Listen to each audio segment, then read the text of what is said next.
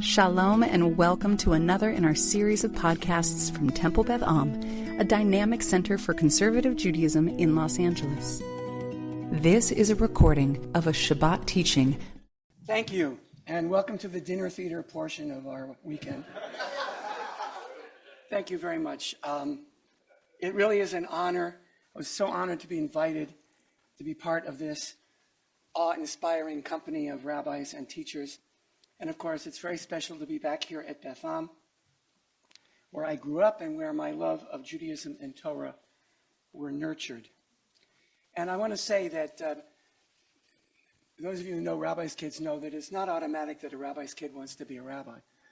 And as I've reflected about being back here, I realized that there were many other adults and also a peer group that helped me to become a Jew of my own here at Beth, and of course, got to throw in Machane Ramah as well. So, one last thought. I realized that since 1950, Temple Beth has had 3 rabbis. And as you may know, there are some congregations that can rip through 3 rabbis in less than 10 years. And those congregations generally don't flourish.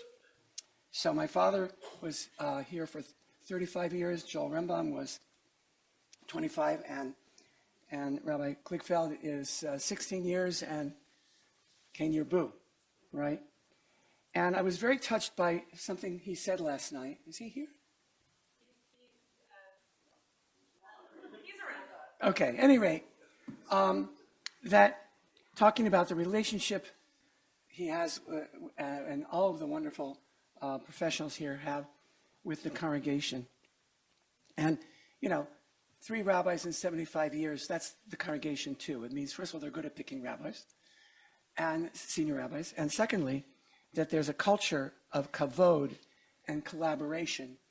And maybe one of the most important things he said about that is they have permission to fail, to try stuff and fail. And I spent 33 years as an English major in Silicon Valley serving the engineers. And I learned about the iterative process, which is you try something, you see if it works, you learn from it, and you move on. So many institutions don't allow for that. So that shows the level of trust and everything about the relationship here. So that is also something, along with prayer and Torah, that needs to be exported back to many of our congregations. Maybe not yours, but many congregations. Okay. Birshut Rabotai. So when considering a Torah reading, we have a powerful lens for sharpening our discernment, the inexhaustible treasure of our rabbis and meforshim over the ages. And we learn that a verse is not a verse. A verse is a constellation of meaning. And we even have this wonderful institute, the people won't even know what a Mikro Kodolot is soon, and they'll just go to Sefaria. But, with all these traditional commentators on the page, often disagreeing with one another explicitly by name. So that's, I guess if you ask me what my spirituality is getting that Torah, getting the multiplicity of voices that are found in every verse. So this afternoon we begin reading Sefer Shemot. So of course we know this story.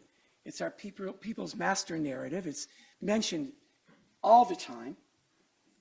And one thing in reading what we read today, one verse just jumped out at me.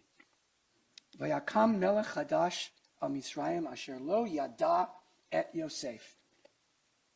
A new king arose over Egypt who did not know Joseph. 10 words that change everything for Bnei Yisrael. This verse is what in literary terms is called the inciting incident. The inciting incident.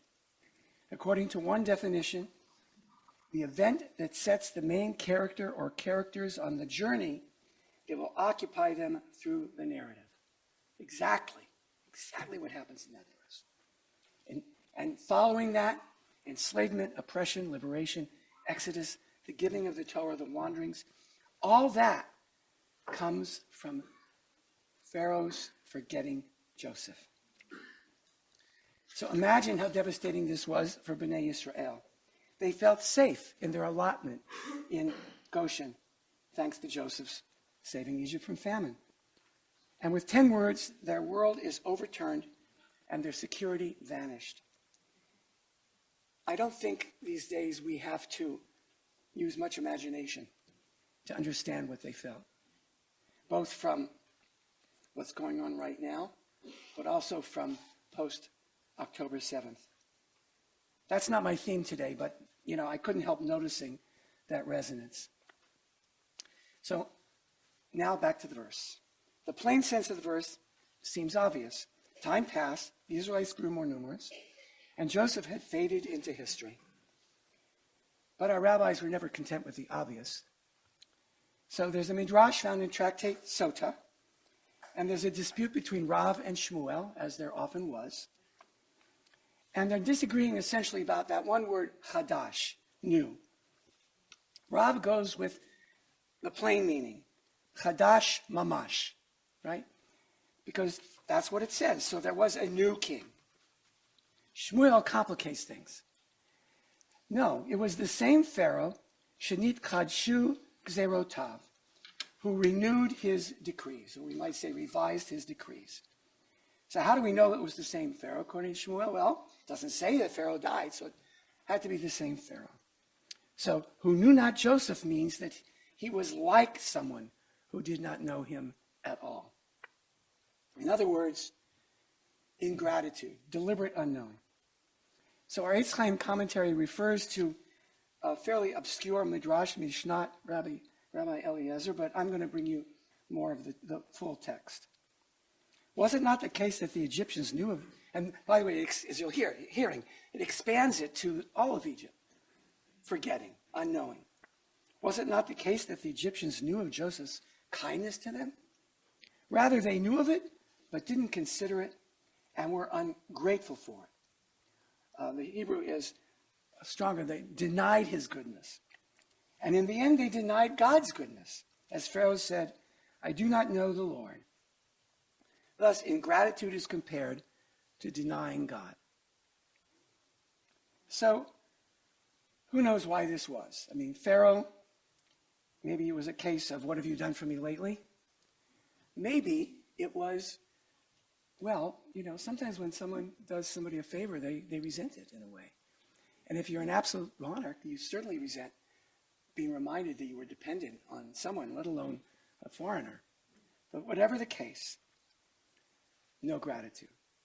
So, but it's not just Pharaoh. It's easy for people to lose track of that for which they should be grateful. It seems like there's a gratitude muscle which atrophies if not exercised. It's easy to forget or ignore the things that people do for us, or even worse, feel entitled. And it's a vast network of people. There's a wonderful book by A.J. Jacobs called Thanks 1,000, where he traced, anybody know this book? Where he traces where his coffee came from. And he goes all the way back to Colombia and finds 1,000 pieces of what comes to him every day. Likewise with God. God's gifts to us, the magnificent universe, life, health, family, love, and beauty, are so present in our daily lives that in some ways it's even easier to take them for granted. Fortunately, our liturgy provides calisthenics to maintain gratitude muscle tone. And, there's one of these convergences earlier. Rabbi Ingber also referenced Rabbi Meir, who said you should say 100 brachot a day. So to me, in thinking about that, that means, first of all, it's possible to say 100 brachot a day. There's 100 possible opportunities to praise God, to be grateful. But on the other hand, legislating that many, it's easy to fall into, check, and not have it in that internal sense of gratitude. So what I want to do for the rest of my time up here is talk about the very first moments of consciousness in the morning. So I'm going to tell you things you know, but I hope to give a little more understanding. When we first wake up, before we get out of bed, we say, what? Modeh ani lefanecha, melech chai v'kayam. No name of God in it, so we don't need to look for our kippah. She'achazarta bi nishmati b'chemla laba emunatecha. Thank you, living and eternal sovereign, for your kindness in restoring my soul. How great is your faithfulness. We wake up to appreciation. Thank you, God. I'm alive. I don't take that for granted. And if you're like me, some mornings this is a heavy lift. I'm not a morning person, so all the more necessary. Then there are the Birchot HaShachar, which we generally recite in the morning service. But the Talmud tells us in Brachot, these were originally crafted to be said at particular steps of arising in the morning. So I'm going to tell you some of them. And before I do that, I want to say that our teachers were sensitive to the fact that there are people who, for some of these, not possible. And I became even more sensitive. I had some vision loss in the last year. So for the very first one, I think about it differently now. And so they actually said that if you're not able, like we say, rise if you're able, then don't do that bracha. We understand that might be difficult, a heavy lift for you. So, after Modeh Ani, Pokeach Ivrim, who gives sight to the blind, for when you open your eyes. Matir Asurim, who releases the bound, when you stretch and sit up. Rok Ha'aretz Al Hamayim, who stretches out the earth above the waters. That's when you step out of bed onto the solid ground of God's creation. Zokef Kefufim, who straightens those who are bent, when you stand up straight. Hamechim Itzadei Gaver, who steadies our steps when you begin walking. And the last one, which I tend to want to say with fervor, Hanoten Li'ayev Koach, who gives strength to the weary. But I think maybe after you've done this other stuff with, maybe you're a little less weary. So normally these are things most of us get to do every morning. And yet, maybe they're worthy of our pausing to think about them. So once I revisited this teaching as I was preparing last week, I decided to try to do this, to get up in the morning and after Modeh Ani to do each one, instead of doing what most of us do when we first get up in the morning. We reach for our phone, right? Maybe not everybody. God bless you. You're a better person than I am.